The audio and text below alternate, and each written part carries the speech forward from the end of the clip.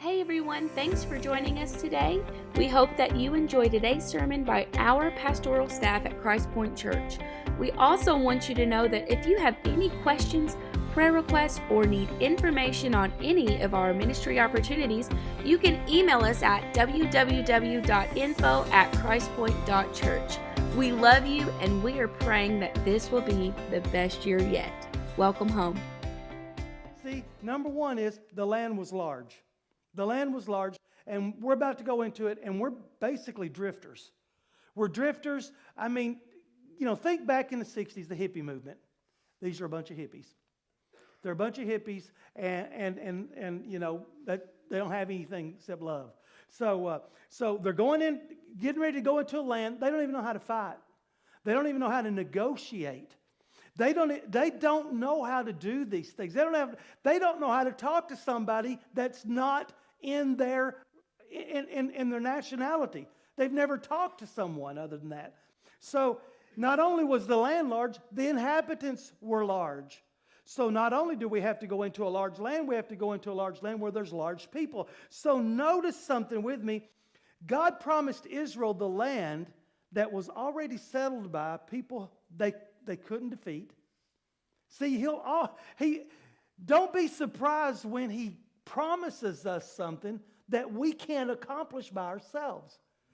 So he promised them something that people, a land that had already settled by people they couldn't defeat, people that were larger than them, people more settled and more skilled than them. So what makes you and I think that God's going to give us anything that's the easy road just because we think we should deserve it? So I think it should be easy for me. It should be easy for me. No, you know what? Maybe if we'll take that through the Lord, we'll find out that easy's not easy. Easy's just what we think. It's a distraction. If we take it through the Lord, it's worth it. It's worthwhile. So number 3, not only was the land large and the people were large, the land was on the other side of the river. So not only was it on the other side of the river, but the river was flooded. It was at flood stage. And the people had spent their entire lives in the desert. Now, I want you to get with me here. In the desert, and they probably had never seen a river, and they probably don't even know how to swim. I'm just saying, that's not scriptural. I'm just saying I think that. So you spend your entire life in the desert, you probably don't know how to swim. So these people, there's a lot of things going on in their minds, and what we think can distract us. Or how we think will probably more likely be in the natural. So natural thinking says this can't be done. Well, we can't do that. The river, you see trees floating down that river? We can't cross that. There's just no way. See, natural thought process says, well, why don't we just wait till the waters recede? Hey, why don't we wait for a better time? Why don't we wait until it makes sense for us? In other words, we are distracted by what we think instead of what God is going to do. So they were distracted by what they think. Natural logic says that's impossible. We're not going to cross that river. And hey, come here, Edgar. Can you cross that river? I can't cross that river. Well, go find me a bull because I'm fixing to cross that river. So, it's like we can't get across the river. Joshua commanded them. Joshua said, look, I'm going to give you one set of instructions. Consecrate yourselves. Stop thinking in the natural. Don't put limits on what God can do. Stop looking at the river and start focusing on God. Don't look at the obstacle, look at the opportunity. Because the minute that our thinking, and see, we are distracted in our walk with the Lord by what we think. Because we will think that we have to do this. We will think it looks like this. It should look like that. We are always distracted by what we think. In other words, stop judging what God can do according to what we can't. Let's stop judging what God can do. And this has been resonating a lot with us, and somebody was telling me, 2 people were telling me not too long ago, you shouldn't do this, you shouldn't do this, you shouldn't do this. And they're younger than me. And they run at a different speed than I do. And I told them, I said, you're judging what I can do according to what you can do. it's two different dynamics. I start out in fifth gear. All I have to do is shift to sixth and I'm gone. So I don't sit around and watch TV. These things don't happen in my life. So I go at a different speed. And it's okay for you to think that way. And my son was one of them. You shouldn't do this. I'm like, well, you're judging me according to what you think I should look like. So stop judging God, what God can do, according to what we can't. So that is what we think. What we think distracts us. Let's look at number 2, what we say. What we say can distract us also. So let's jump back into Joshua, into chapter 6, verse 10. You shall not shout, I'm going to catch up here, or make your voice heard, neither shall any word come out of your mouth until the day that I tell you to shout. Then you shall shout. We're going to come back to that in a little while. But this is Joshua. They have went into the land. They crossed the river. They're in the land. The very first thing they conquer is Jericho. It's the biggest city. It has the largest and most fortified walls. This is the thing, and this is the thing that God told us to go conquer first. We couldn't start out with that little AI place. I mean, you're going to give us the big one first? Well, that's exactly the way I've laid it out for you. So, Joshua and Israel stood before Jericho, and this is what God says. March around the city 1 time a day. Do this for 6 days. March around the city on the 7th day 7 times. Carry the presence of the Lord with you, the ark. Blow the trumpets and horns as you go, a call to worship. Go before the presence, the ark. Go after the presence, the ark. And for 6 days, circle once and go back to camp, go to bed and sleep well. Okay, this is what Joshua said. God said do all this. Joshua said this one thing in verse 10. You're not allowed to speak. See, we're distracted by what we say. You're not allowed to speak to yourself or to someone else. In other words, don't be talking to yourself just so you can be heard. You're not allowed to speak. In other words, I want you to do something that doesn't make sense. I want you to march around that city surrounding the presence of the Lord.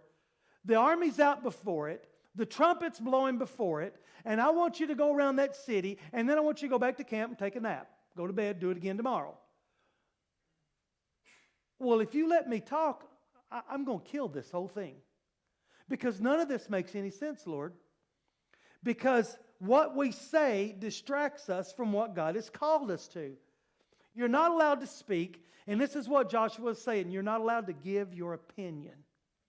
Because if I give you permission to speak, you will speak your mind, and you will speak your opinion, and the next thing I know, about the 3rd day, I'm not even going to be able to get half y'all up.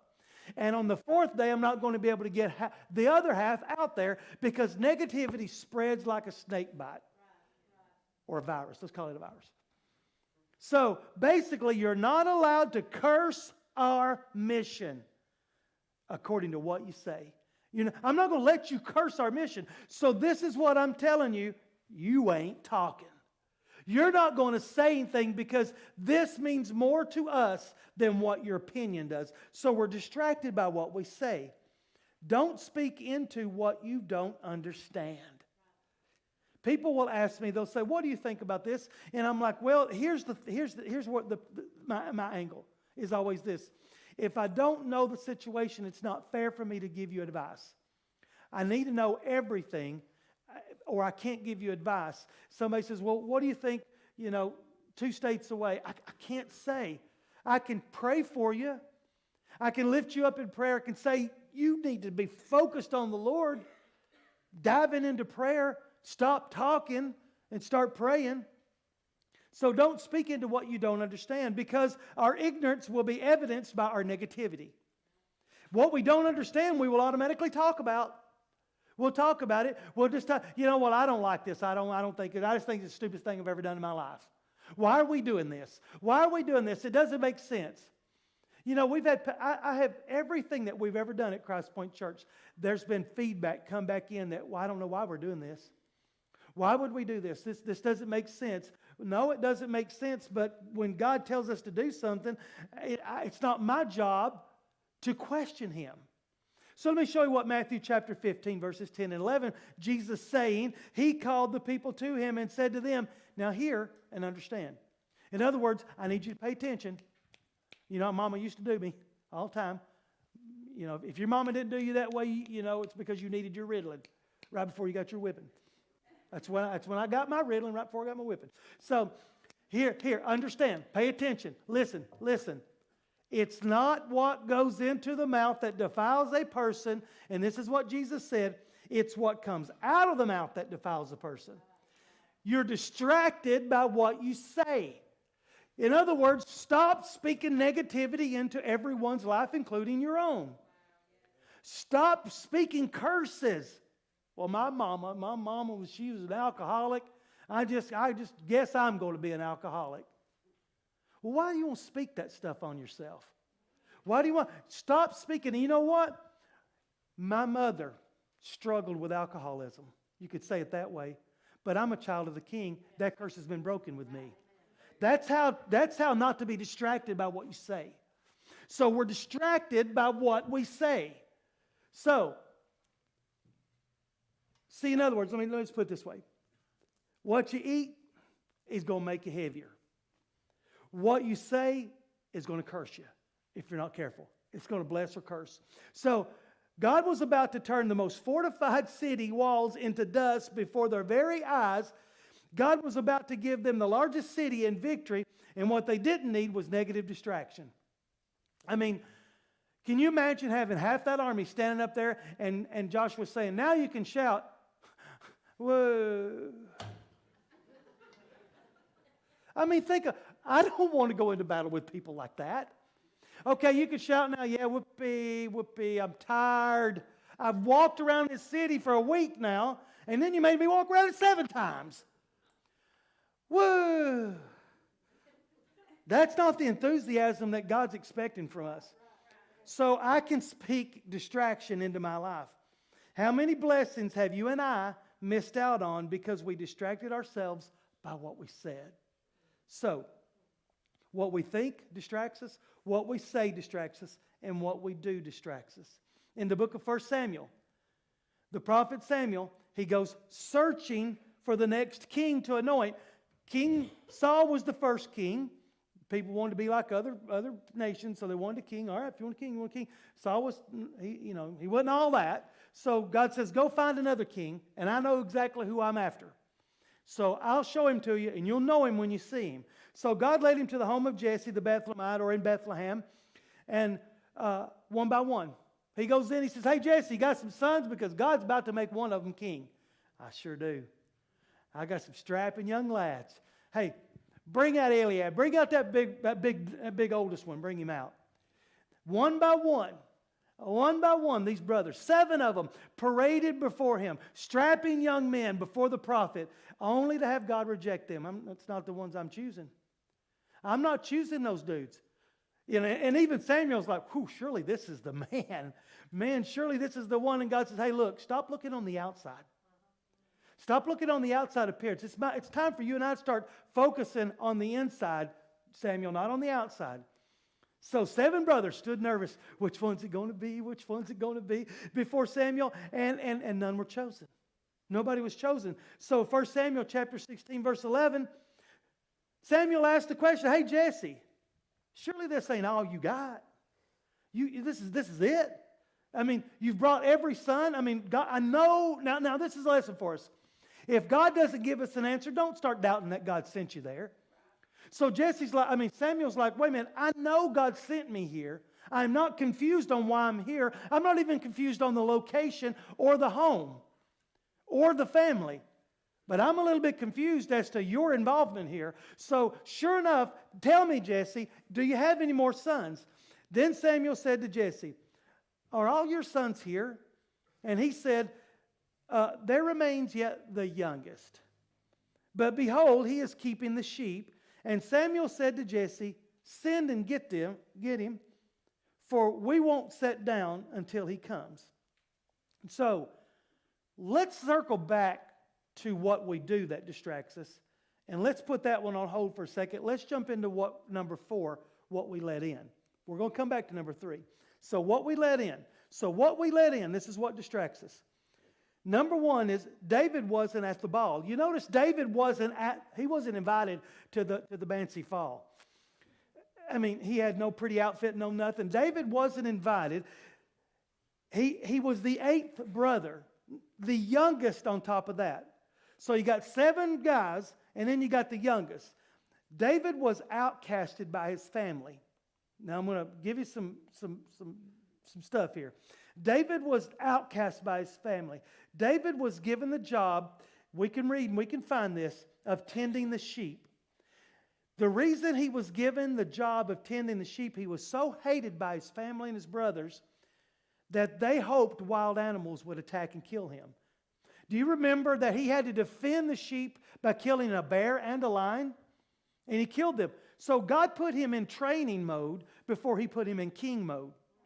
So he knew that he had to, so he was an outcast, and we're going to look at why he's an outcast. But in Psalm 69 verse 8, this is what David says: I have become a stranger to my brothers and an alien to my mother's sons. I mean, David even says in Psalms 23 that he prepares a table before me in the presence of my enemies. Home wasn't very nice for this dude. Now I'm telling you, David had a different mother than the other brothers had. Because there's this whole theology wrapped around Jesse. Jesse was the grandson of Boaz. Boaz and Ruth. Ruth was a Moabite, and so it was against the Jewish law to marry a Moabite. Boaz dies the night they got married, so they felt like there was a curse on him. And so he began to start questioning himself. So he actually tries to marry a Moabite. I mean, some crazy theology. And David comes out of that. So David has a different mother than his brothers. He was treated as an abomination. He couldn't even sit at the same table with them.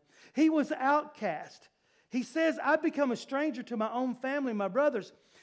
David let the distraction in. He wasn't invited to the ball, y'all. He wasn't invited. Neither did he even want to attend. And what's worse, see, here's what happens when we let the distraction in. What's worse is David didn't feel worthy to attend. Not only did he not get invited, the prophet's coming to anoint one of my sons as the next king of Israel. Not you, David. I want you all together. Put on your best clothes. Not you, David. Hey, I want all of you guys to line up, David, going back where you were. So in other words, God's not accepting you because you don't fit the bill that I think you should fit. So in other words, all of this, David was letting in. He let it all in. So we're distracted by what we let in. What's worse was he didn't feel worthy. How many of God's blessings have you and I missed because we didn't feel worthy? Think about it. How many times have you heard somebody, maybe you've said it, I can't go to that church. Well, why can't you go to that church? Because I don't look like they do. Well, I don't look like they do. Have you seen my nice jacket this morning with holes in it? Dovey commented on it, and my response to her was, well, these days you'll have nice things too.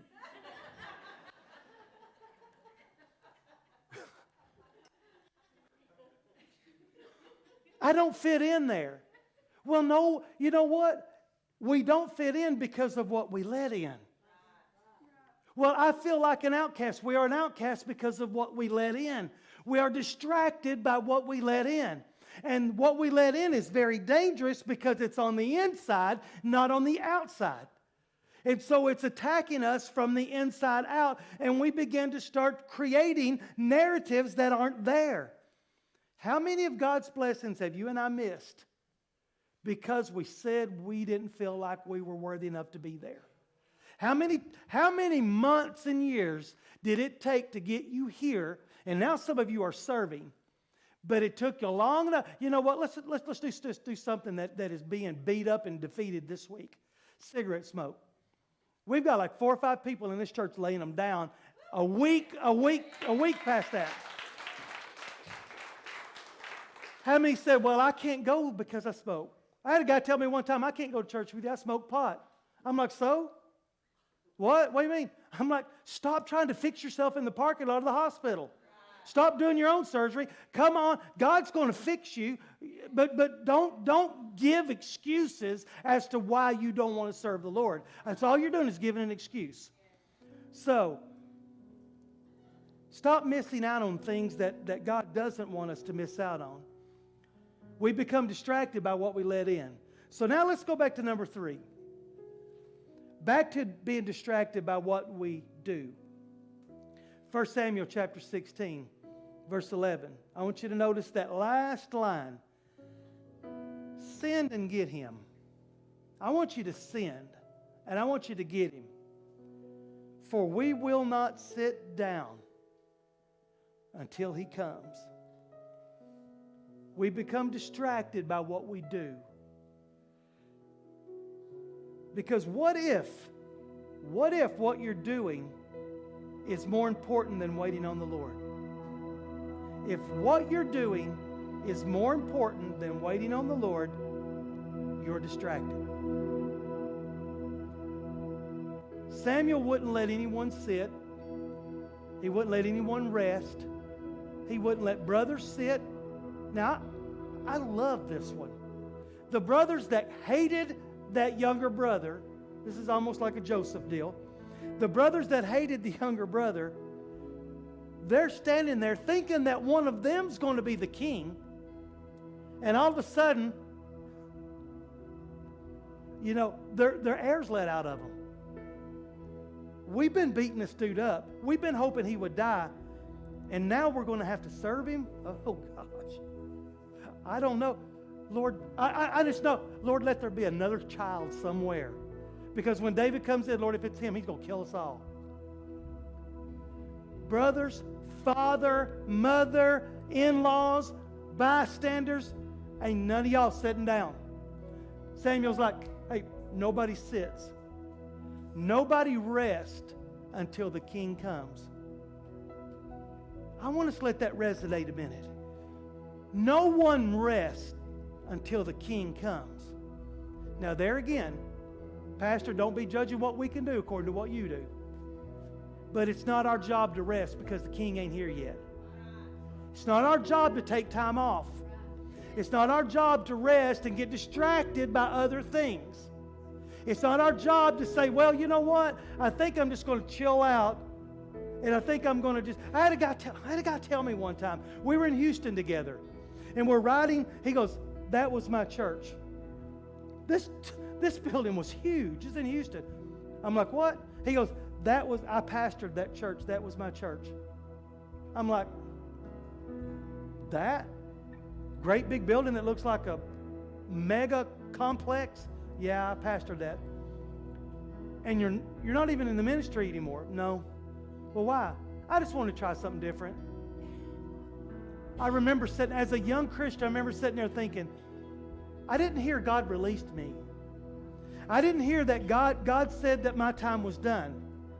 I didn't hear that you know what, God moved me to something else. I heard that I was ready to move on to something else. In other words, you were doing a job. And that's why God moved you out. You know what? I'm going to do what God's called me to do until He tells me to stop.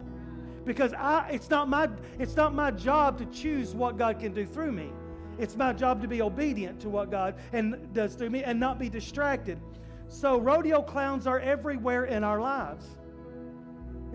We don't have the luxury of waiting around, chilling out, resting, having some fun until it's our job to stand, ready to serve until the king comes. And then when the king comes, things are going to happen.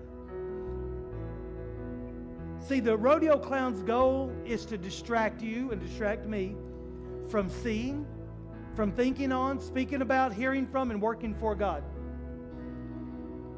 So I want to just reference one last thing in Joshua chapter 6, verse 10.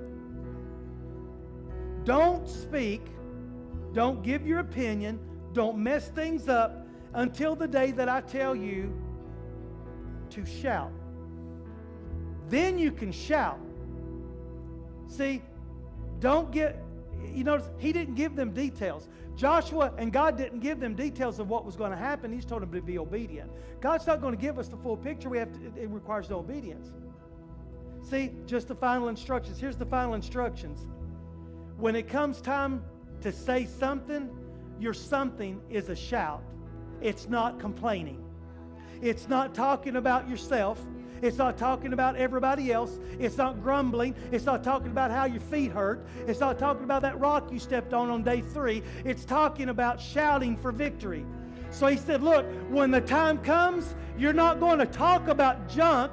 You're going to shout victory. And victory makes walls come down. That's what you do. So when I give you permission, when you hear those trumpet sounds, when they hold that long blast, and when those walls are about to come down, it's because you will shout, not because you will complain. If you will keep your mouth shut in the wait, we'll shout in the victory. So, watch for the rodeo clowns, y'all. They're out there. They're everywhere. And they're all in what we think, what we say, what we do, and what we let in. Hey, thank you for tuning in today. Thank you for spending some time with us in service at Christpoint Church. And just wanting you to know that we love you guys and you are an important part of Christpoint Church. If you're disconnected or in another state, or you want more updates, please visit us on our website. You can email us at info@christpoint.church. And if you want to know how to give, we have a text to give. You can see it flashing right now. Also, you can give on the app. A lot of people are asking about that. So we just want you to know that you are a vital and important part of Christpoint Church. Now, thank you for tuning in. Thank you for spending some time with us online and on TV. We are real people, living real lives, serving a real God. Welcome home.